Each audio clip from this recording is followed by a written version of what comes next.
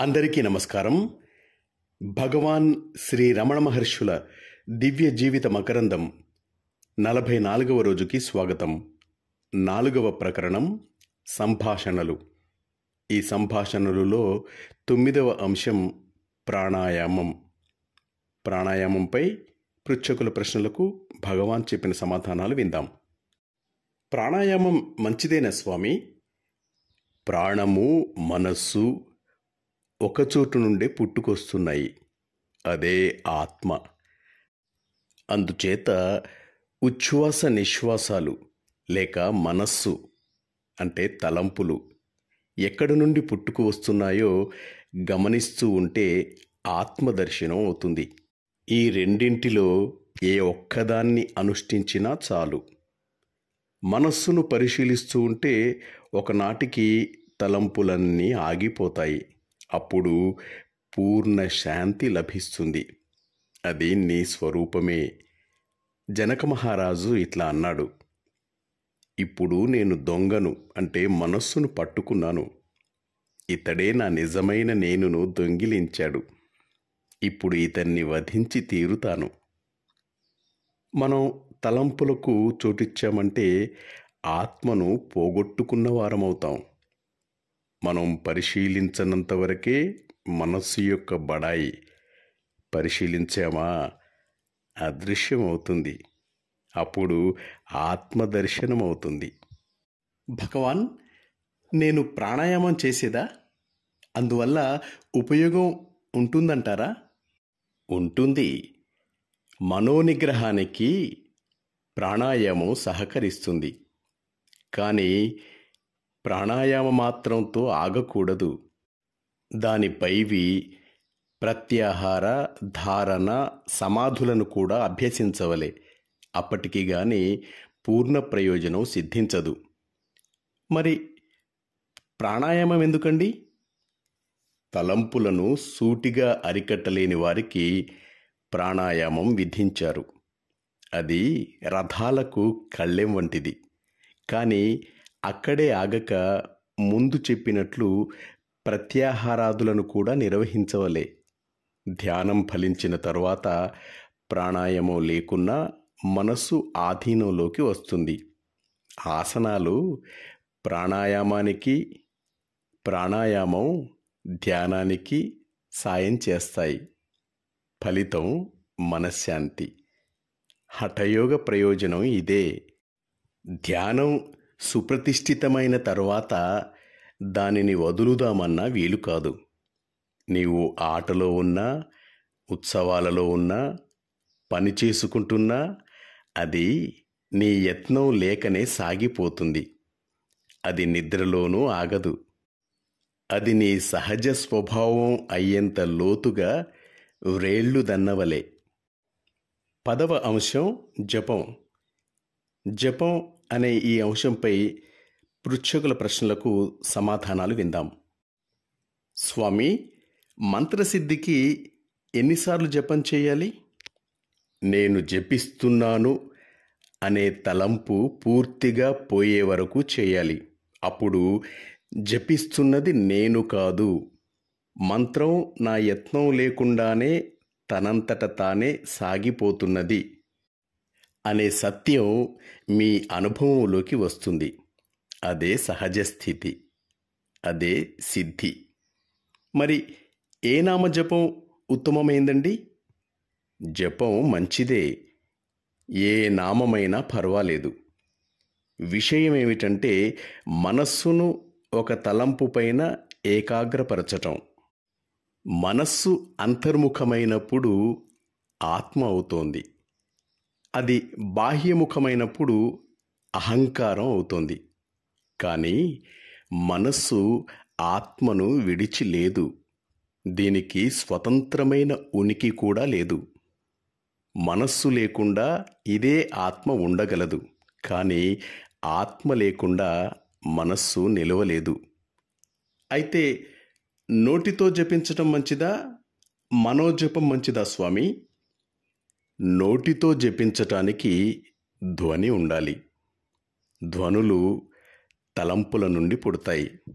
అంటే తలంపులు కలిగిన తరువాతే ధ్వని వస్తోంది. తలంపులు మనస్సు నుండి వస్తున్నాయి కనుక మానసిక జపం ఉత్తమమైంది. భగవాన్, జపం వల్ల ఉపయోగం ఉందా అండి?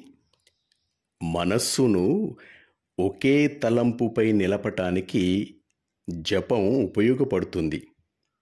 జపమే సహజమైనప్పుడు ధ్యానం అవుతుంది. అసలు ధ్యానమే నీ స్వరూపం. ఇప్పుడు ధ్యానాన్ని ప్రయత్నంతో చేయవలసి వస్తుంది కనుక దీనికి ధ్యానం అని పేరు పెట్టారు. తలంపులున్నంత వరకు ప్రయత్నం కూడా ఉండవలసిందే.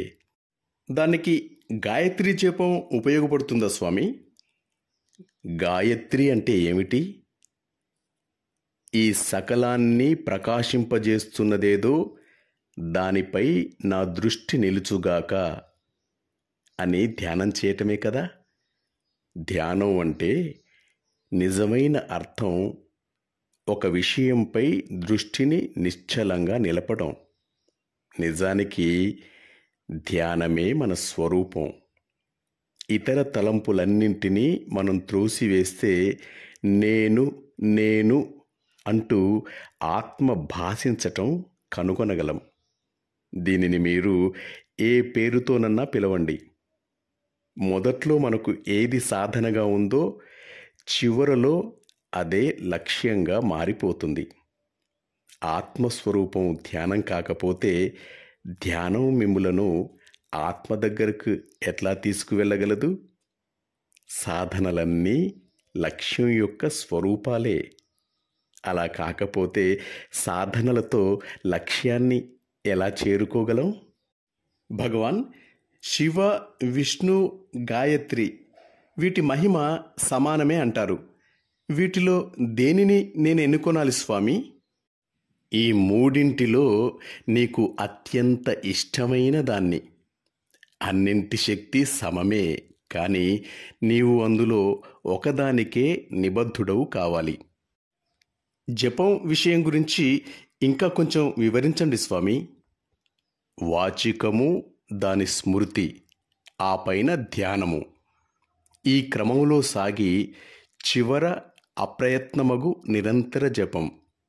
జపకర్త ఆత్మయే. జపాలన్నింటిలో నేనెవరు అన్న జపమే అత్యుత్తమం. స్వామి, తానెవరు అని విచారించి తెలుసుకోవటమే జీవిత పరమావధి అని కదా తాము సెలవిస్తారు. ఆ తనను తాను తెలుసుకునేందుకు నామజపం మంచిదేనా? దానివల్ల ఆ పరమావధిని చేరగలమా భగవాన్? ఆహా, మంచిదే. అదే క్రమంగా ఆ పరమావధిని చేరుస్తుంది.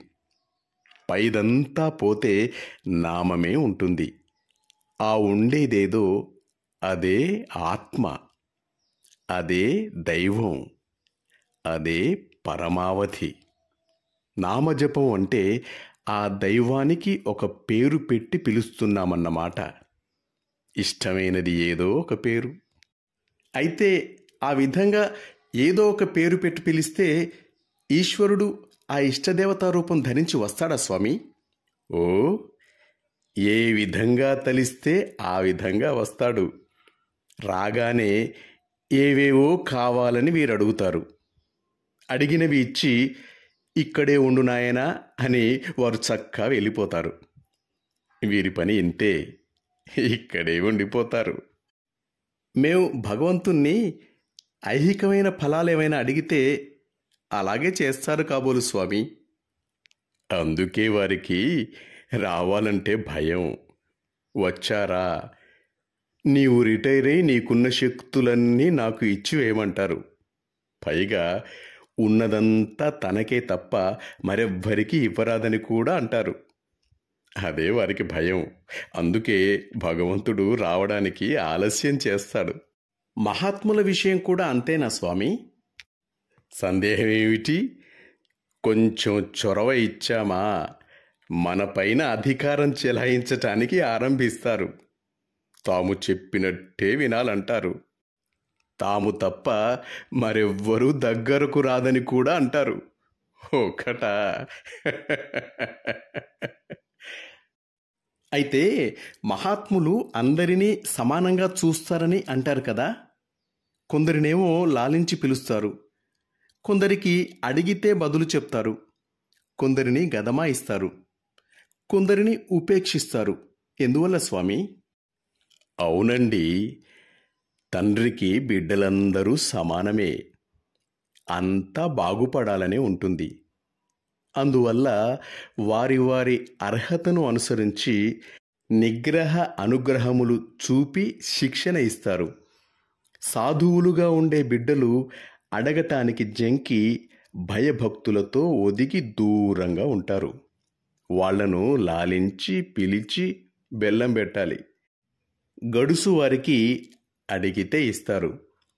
దుడుకు వారికి పైకి ఎగబాగితే వారిని గదమాయించి త్వరగా ఇవ్వకుండా కూర్చోబెట్టవలసి వస్తుంది.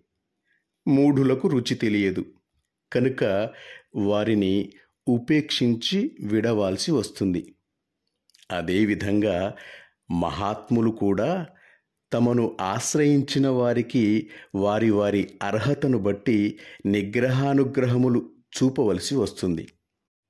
మాస్టర్స్, సిద్ధులు అనే అంశంపై భగవాన్ చెప్పిన సమాధానాల్ని రేపు విందాం. సెలవు తీసుకుంటూ మీ నవీన్, వరంగల్.